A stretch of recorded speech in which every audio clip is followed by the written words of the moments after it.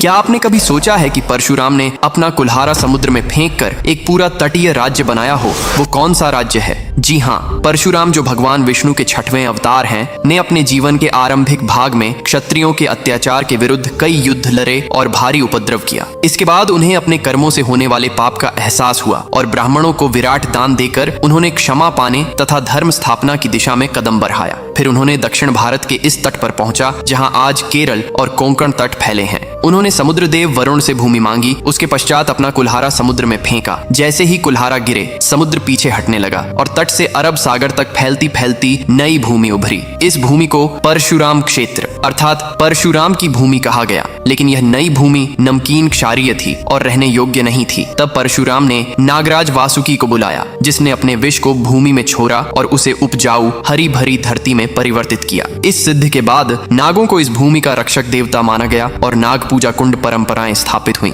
इसके साथ साथ यह कहा जाता है कि जब ब्राह्मणों को इस भूमि में बसाया गया तो उन्होंने शार्पती सेवा की और परशुराम ने कहा कि यदि कभी संकट हो तो मुझे स्मरण करें। इस प्रकार केरल राज्य का निर्माण हुआ और आज भी केरल तटवर्ती क्षेत्र को पौराणिक रूप से परशुराम क्षेत्र के नाम से जाना जाता है। इससे परशुराम जयंती त्योहार की शुरुआत हुई, जिसे हिंदू कैलेंडर के वैसाख महीने की शुक्ल तृतीया को मनाया जाता है। इस दिन भक्त उपवास रखते हैं, विधि पूजा करते हैं और भगवान परशुराम को याद कर धर्म और न्याय की स्थापना में संकल्प लेते हैं। श्री कृष्ण के भक्त कमेंट में जरूर लिखना, जय श्री कृष्णा।